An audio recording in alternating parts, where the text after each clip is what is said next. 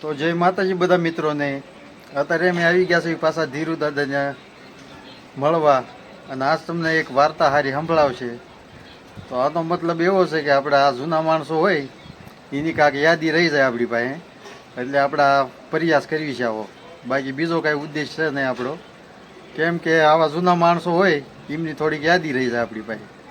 અને તમને એક સારી વાર્તા અત્યારે સંભળાવે છે, તો સાંભળો. કહીએ. હા ધીરુ દાદા. હા. તો હાલો, આજ એક છે ને હા.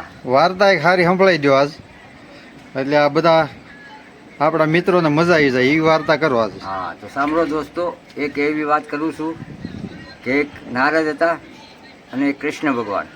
તેને નારદને એક લીલા જોવાનું મન થયું, તો કે લાવો હું કૃષ્ણ ભગવાન આગળ જાઉં. પછી નારદ તો ઉપડ્યા. પછી આ દ્વારકામાં આવી અને જોઈશો તો ભગવાનની રાસલીલા હાલતી હતી. રાસલીલા હાલતી હતી ને નારદને પછી આસન આપ્યું, આસનમાં બેઠા. રાસલીલા જોઈને નારદ તો વિચાર કરવા માંડ્યા કે રાસલીલા નારી અને નરનો કેવો પ્રેમ ભાવ છે, તો આપણે આવી જ લીલા જોવી છે. પછી કૃષ્ણ ભગવાનની રાસલીલા પૂરી થઈ એટલે કૃષ્ણ ભગવાનને કીધું કે પ્રભુ, મારે તમારી લીલા જોવા માટે આવ્યો છું. તો કૃષ્ણ ભગવાન કે એવી લીલા જોવી નથી હારી, અને નારદ તમે આવ્યાના પાછા વૈયા જાઓ. નહીં, કે મારે લીલા જોવી જ છે. તો કે હાલો લીલા જોવી હોય તો. પછી કૃષ્ણને નારદ બે એક સમુદ્ર હતો, તળાવ ના ગયા.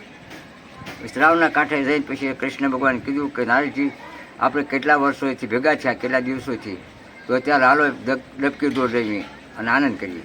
પછી તળાવમાં પડ્યા તો નારદનો હાથ મૂકી દીધો ભગવાને. ત્યાં પાતાળમાં ગયા. પાતાળમાં ગયા એટલે નારદ હતા એક નારી બની ગયા. નારી એવા બન્યા કે રૂપ સુંદરી બની ગયા.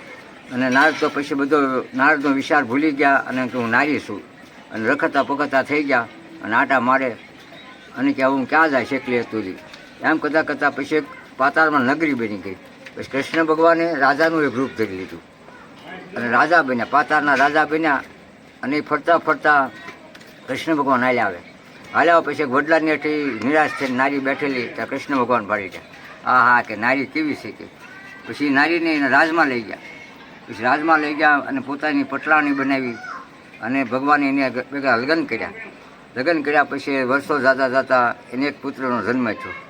પછી હરખમાં એને પુત્રને પછી લગ્ન કર્યા. પછી એ પુત્રને પાછો બે પુત્ર થયા. પછી થયું કે હા, આપણે તો બે પુત્ર થયા બીજા, તો હાલો આને હિસકા નાખવી અને આનંદથી દિવસો ગુજારીએ.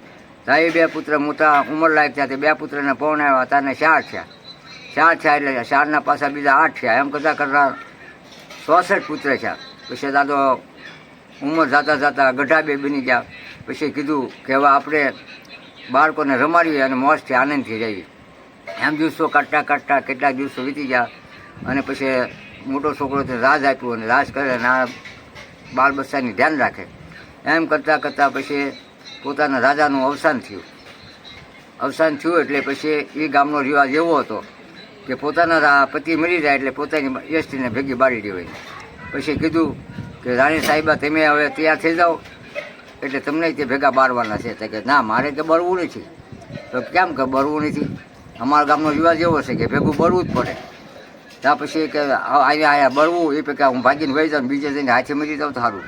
પછી તો ભાઈ ભાગ્યા નથી. પછી એક તળાવ હતું, એમાં જઈને ધૂપકો માર્યો તો ભગવાન કૃષ્ણ ભગવાન હપલીને બાવડું પકડ્યું. ત્યાં પાછા નારદ બની ગયા.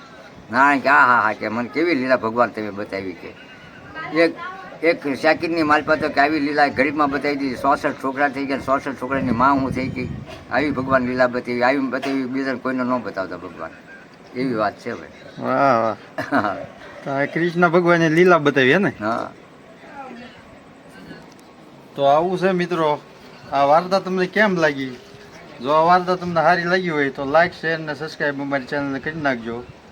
તો મળવી એક બીજી વાર્તામાં. ત્યાં લગી જય માતાજી.